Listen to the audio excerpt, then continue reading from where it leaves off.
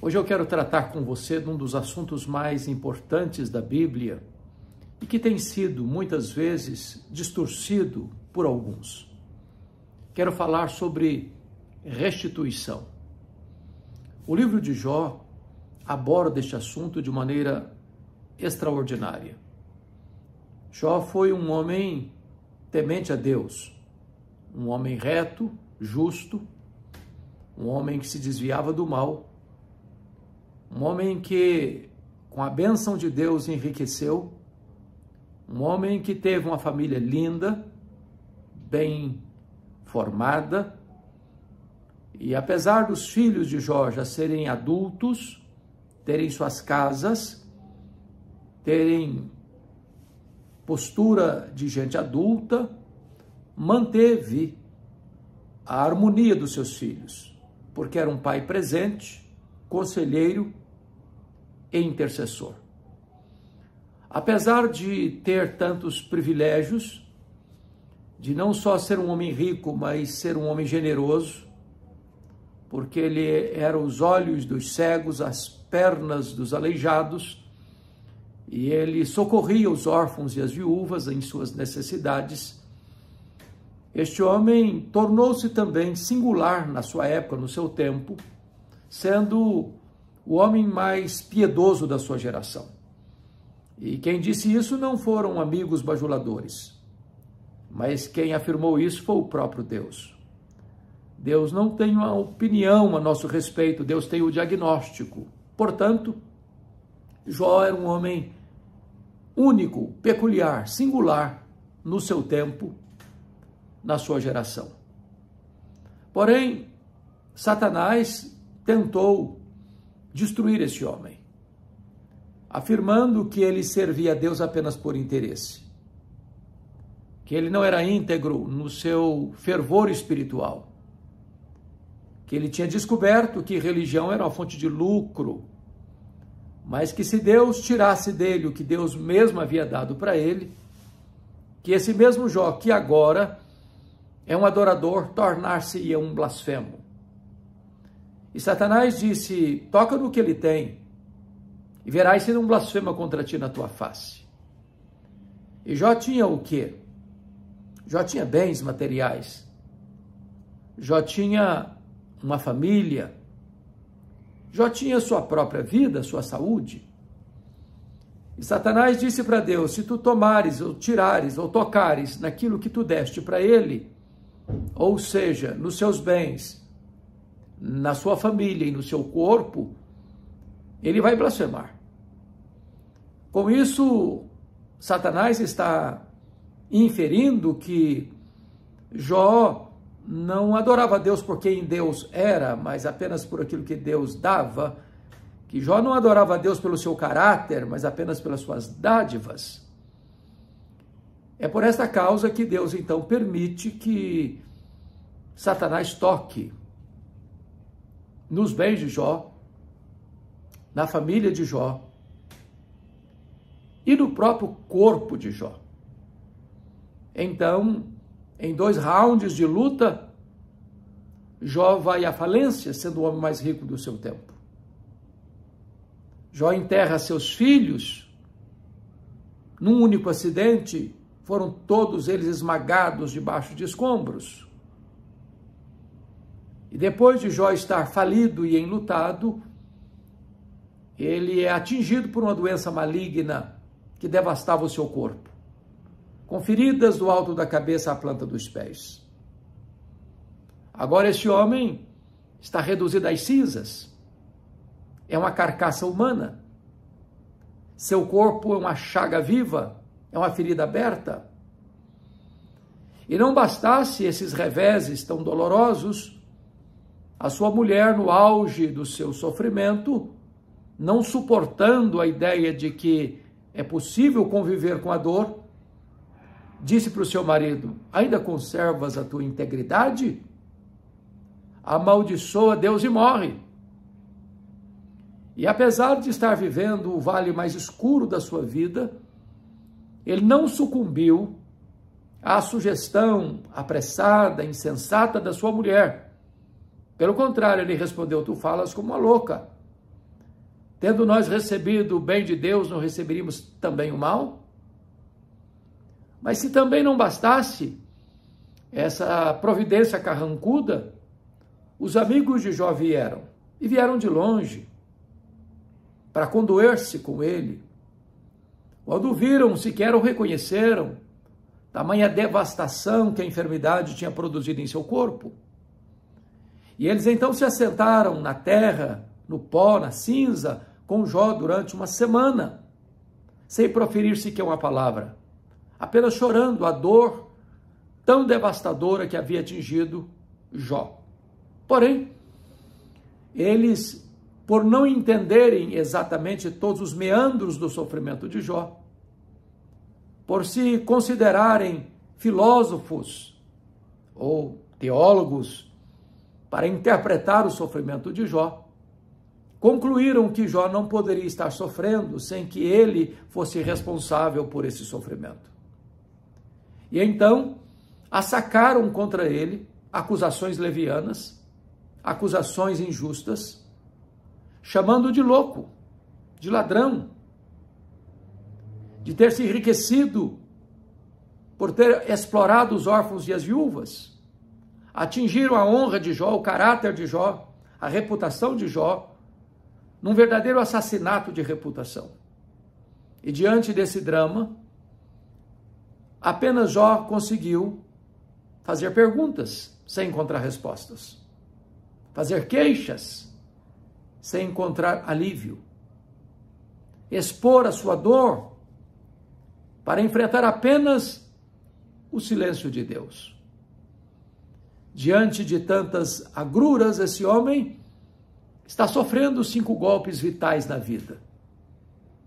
O golpe na sua vida financeira, o golpe no luto, sendo ele um pai exemplar, o golpe da enfermidade atroz, com dores tão terríveis, sem pausa, sem descanso, sem folga, a dor de ver a sua mulher desamparando-o no sofrimento mais atroz, e ainda a dor de ver os amigos de longe vindo para acusá-lo. Esse homem aparentemente perdeu tudo. Esse homem está no fundo do poço. Esse homem não tem mais para onde olhar porque os amigos fugiram, a família o abandonou. Ele está entregue à sua desventura, sozinho, cercado de sofrimento por todos os lados, de perdas as mais profundas. Mas uma coisa ele não perdeu. Ele não perdeu a sua fé. Ele não perdeu a sua confiança em Deus. E no torvelinho da tempestade, no miolo da crise, no epicentro da angústia, ele arranca da alma um grito de esperança, quando disse: mas uma coisa eu sei, é que o meu Redentor vive. E por fim eu verei o meu Redentor. O Deus que inspira canções nas noites mais escuras da alma, trouxe a este homem um alento de fé, uma luz de esperança. Ele olhou para o futuro, embora com um presente tão doloroso, com um passado tão devastador. E ele olhou para Deus e disse: ainda eu tenho esperança. O meu Redentor vive, e eu verei o meu Redentor. Então, Deus rompe o silêncio e faz a Jó 70 perguntas. Na verdade, Jó não escutou de Deus nenhuma resposta às suas perguntas, às suas queixas. Mas Deus faz para ele 70 perguntas, perguntas retóricas, que retratavam a soberania de Deus. E Deus foi perguntando para Jó: ô Jó, onde tu estavas quando eu lançava os fundamentos da terra? Onde tu estavas quando eu cercava as águas do mar? Onde tu estavas quando eu espalhava as estrelas no firmamento? E Deus foi despejando em cima de Jó a sua grandeza, a sua majestade, a sua soberania, o seu poder. E Jó foi se encolhendo e se encolhendo e se encolhendo para descobrir as verdades mais importantes da sua vida. E ele então, no capítulo 42, responde: agora eu sei que tudo podes. Nenhum dos teus planos pode ser frustrado. Eu te conhecia só de ouvir, mas agora os meus olhos te veem. E por isso eu me abomino no pó e na cinza. O que esse homem descobriu? Primeiro, ele descobriu a onipotência divina. Eu sei que tudo podes. Você e eu, à semelhança de Jó, somos limitados.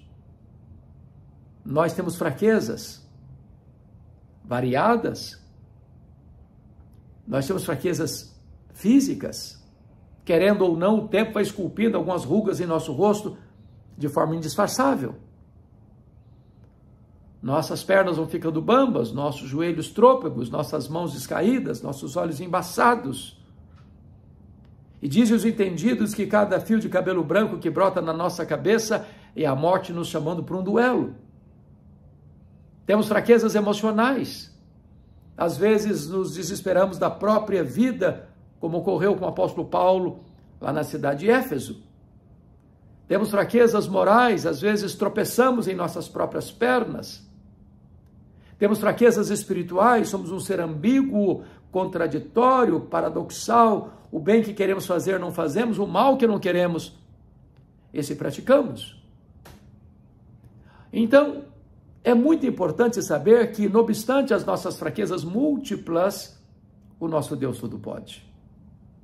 Para Ele não há causa perdida, para Ele não há vida irrecuperável, para Ele não há doença incurável, para Ele não há nada que seja além do seu poder e das suas possibilidades, porque Ele tudo pode.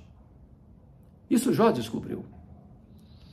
A segunda coisa que Jó descobriu foi que o plano de Deus eterno é também perfeito e eficaz. Nenhum dos teus planos pode ser frustrado, disse Jó. Os nossos planos podem ruir. O homem faz planos, mas é a resposta certa que vem de Deus. Nós podemos planejar algo e esse algo não acontecer. Nós podemos fazer uma projeção e essa projeção cair por terra. Mas Deus não precisou lançar mão de um plano B porque o plano A fracassou. O plano de Deus é perfeito, é eterno, é eficaz. Ele não é pego de surpresa. Ele não é surpreendido. Ele não usa rascunho nos seus planos. Ele não se equivoca em seus planos. Os planos de Deus são perfeitos, eternos e bem-sucedidos. Nenhum dos planos dele cai por terra. Não existe acaso. Não existe determinismo cego. Não existe coincidência. Existe sim providência e providência divina. Mas Jó descobre mais, que ele conhecia Deus só de ouvir. Muito obstante ser ele um homem piedoso e o mais piedoso da sua geração, e não obstante ele ser um homem reto, justo e temente a Deus, que se desviava do mal, ele ainda não conhecia Deus tão profundamente como agora que Deus se revela para ele na sua majestade e grandeza. O nosso conhecimento de Deus é progressivo, por isso a Bíblia diz: conheçamos e prossigamos em conhecer ao Senhor. Na verdade, conhecer a Deus é a própria essência da vida eterna. O Senhor Jesus Cristo afirmou em João 17,3, e a vida eterna é esta, conhecer a Deus e a Jesus Cristo, a quem enviaste. Portanto, nós conheceremos a Deus por toda a eternidade. E jamais haverá um tempo em que nós esgotaremos o conhecimento de Deus, porque Deus é inesgotável em seu ser. Oh, que privilégio é conhecer a Deus, ser conhecido por Ele, pertencer a Ele, fazer parte da família dEle, desfrutar da comunhão com Ele, e aí vivermos com Ele eternamente, conhecendo-o, amando-o, fruindo-o, glorificando-o, deleitando-nos nele, que é a razão da nossa própria vida.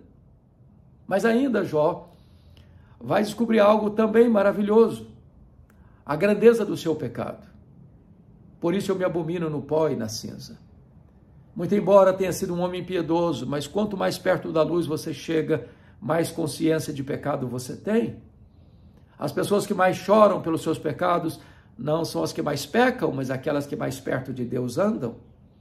E então, a Bíblia nos informa que, Jó 42:10, Deus diz que, enquanto Jó orava pelos seus amigos, Deus restaurou a sorte de Jó. Os seus amigos lançaram contra ele acusações mentirosas, levianas, injustas. E certamente a resposta de Jó a essas acusações levianas e injustas foi se defender, foi se queixar. E às vezes o coração está nessas horas marcado pela dor, pela mágoa, pela angústia, pelo sofrimento, pela autojustiça. E o que Deus está fazendo então com Jó? Meu filho, saia desta arena da autodefesa, entre na brecha da intercessão, porque você não pode orar por alguém e nutrir por este mesmo alguém alguma mágoa. E diz a Bíblia que quando Jó espremeu o pus da ferida, e em vez de se queixar, se defender, passou a interceder, a orar por esses amigos que o acusaram, Deus restaurou a sua sorte. E o que aconteceu? Deus restituiu a Jó tudo aquilo que ele havia perdido. Primeiramente, Deus restituiu a sua saúde. O verso 16 do capítulo 42 diz que Jó dali para frente ainda viveu 140 anos. Viu os filhos dos filhos até a 4ª geração. Deus o curou completamente, porque para Deus não tem doença incurável, não tem problema insolúvel. Talvez você esteja lidando com uma doença terrível, uma doença devastadora, ou talvez você tenha perdido a paz, o sono, a tranquilidade, pensando num diagnóstico que você recebeu. Saiba de uma coisa, a última palavra não é da ciência, a última palavra não é da medicina, a última palavra é do Deus vivo. Ele é o Deus que cura, restituindo a saúde. A segunda coisa que Deus restituiu foram as finanças, foram os bens materiais. E tanto o versículo 10 quanto o versículo 12 nos informa que Deus restituiu em dobro tudo quanto Jó possuíra. Se ele já era o mais rico antes dos infortúnios, agora ele é duplamente mais rico, porque Deus é o Deus da restituição. Talvez você tenha vivido momentos difíceis na sua vida financeira. Talvez a sua empresa quebrou, talvez o seu comércio está dando marcha ré. Talvez nessa crise econômica que assola o Brasil, você tem visto os seus bens diminuindo, minguando, desidratando. E eu quero dizer para você que Deus é o Deus da restituição. Deus pode abrir portas de oportunidades. Deus pode restaurar a saúde financeira da sua empresa. Deus pode trazer portas novas de oportunidades para a sua vida financeira. Mas em terceiro lugar, Deus restituiu as amizades. E a Bíblia diz que os amigos de Jó tiveram que ir a Jó para Jó orar por eles, para Deus restaurá-los. Os mesmos homens que acusaram Jó agora precisam voltar a Jó e pedir oração por ele. Oração que Deus ouviu para restaurar os seus amigos. Eu quero dizer para você que quando você anda com Deus, Deus reconcilia com você os seus inimigos. Deus restaura as relações quebradas, partidas, trincadas, e Deus restitui a Jó os seus amigos e as suas amizades. Mas em quarto lugar, Deus restituiu o casamento. A Bíblia diz que Deus é o Deus que restaura o caído, que Deus levanta o abatido, que Deus pega os cacos, os vasos quebrados e faz deles vasos novos. E agora Jó não mais recebe uma palavra dura daquela mulher que diz amaldiçoa Deus e morre, mas ele perdoa, ele restaura, ele recomeça a sua vida conjugal e Deus faz tudo novo na sua vida e na sua história. Deus restitui o seu casamento. Eu quero dizer para você que Deus pode também curar as relações machucadas e feridas na sua vida conjugal. Finalmente, Deus restaura os seus filhos, porque agora Jó tem 10 filhos no céu e agora Jó tem 10 filhos na terra. Quando um filho morre, ou alguém da sua família morre, estando no Senhor, você não perdeu. Você perde alguém ou algo quando você não sabe onde está. Mas Jó sabia onde seus filhos estavam. Estavam com Deus. Agora Jó tem 10 filhos na terra, Jó tem 10 filhos no céu. Deus restituiu e restituiu completamente a sua saúde, os seus bens, os seus amigos, o seu casamento, os seus filhos. O mesmo Deus pode fazer na sua vida. Ele é o Deus da restituição. Deus abençoe você. Deus abençoe sua família. E se essa mensagem abençoou o seu coração, eu gostaria que você transmitisse esta mensagem para outras pessoas, se inscrevendo neste canal e nos ajudando a levar a palavra de Deus aos rincões da nossa pátria e às outras nações da terra. Um grande abraço a todos vocês.